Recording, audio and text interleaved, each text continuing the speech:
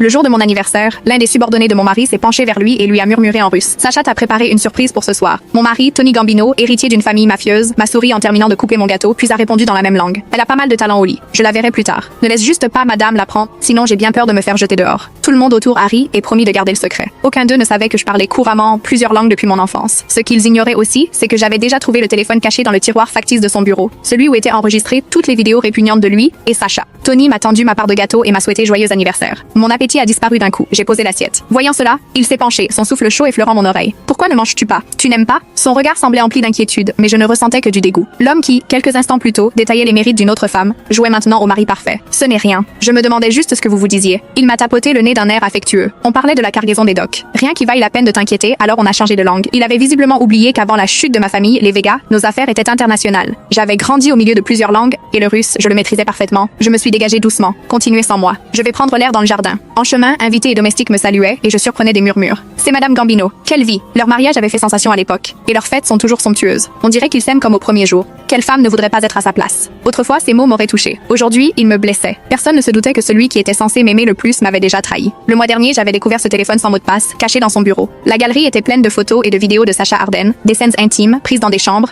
des hôtels du monde entier. Dans l'une d'elles, Tony lui tenait le menton en riant. Tu es bien plus excitante que la poupée rigide qui m'attend à la maison. Une poupée. Voilà ce que j'étais pour lui. J'avais tout remis en place, et grâce au dernier contact qui me restait des Végas, j'avais commencé à préparer ma sortie. Mon téléphone vibra. Un message. Mademoiselle, votre nouvelle identité et vos comptes suisses sont activés. Votre vol pour dans 3 jours est confirmé. J'hésitais un instant, puis répondis mentalement à la question que je n'avais pas osé poser à voix haute. Il y a 5 ans, après le massacre des miens, Tony m'avait recueilli. Il était devenu toute ma famille. Aujourd'hui, c'est lui qui me poussait à disparaître. Effacez toute trace de moi ici. Êtes-vous sûr? Une fois fait, Claire Vega n'existera plus du tout. Si Monsieur Gambino cherche à vous retrouver, il ne cherchera pas. Il est déjà là de moi. La communication venait de se couper quand une ombre me couvrit. Je me retournais. Tony me regardait, attentif. Qui ne te cherchera pas? J'éteignis calmement mon téléphone. Une parente éloignée qui s'est fait trahir par son compagnon. Il étudia mon visage, puis, rassuré, m'attira contre lui, posant son menton sur ma tête. Ne t'inquiète pas, je serai toujours là. J'écoutais les battements de son cœur, ce rythme que je connaissais par cœur, mais qui m'était devenu étranger. Et si un jour tu me trahissais? Ses bras se resserrèrent aussitôt, presque à me faire mal. Il n'y a pas de si. Tu es la seule que j'aime. Je dis si. Il se tut, puis sa voix se fit douce, cruelle. Alors punis-moi. Fais-moi te chercher jusqu'au bout du monde sans jamais te retrouver. Tu es ma seule faiblesse, ma raison de vivre. Sans toi, je ne suis rien. Je souriais mais sans joie. Cette punition, je l'avais déjà prévue. Dans 3 jours, il supplierait pour me revoir et tout son monde s'écroulerait. Monsieur Gambino, ce que vous avez demandé est prêt. C'était Sacha, mon assistante personnelle et sa maîtresse. Elle portait un uniforme de serveuse, tenait un plateau, l'air humble et professionnel. Rien de la femme déchaînée dont il avait parlé plus tôt. Tony hocha brièvement la tête et la congédia. À voir leurs gestes si bien accordés, je ne ressentais que du dégoût. Sans ce téléphone caché, j'aurais pu croire encore vivre dans un conte de fées. Soudain, il me couvrit les yeux de sa main. Ferme les yeux. Ta surprise arrive. 5, 4, 3. Quand il retira sa main, il n'y avait ni feu d'artifice ni fleurs. Un de ces hommes se tenait là, à genoux, présentant un écrin de velours. À l'intérieur, un pistolet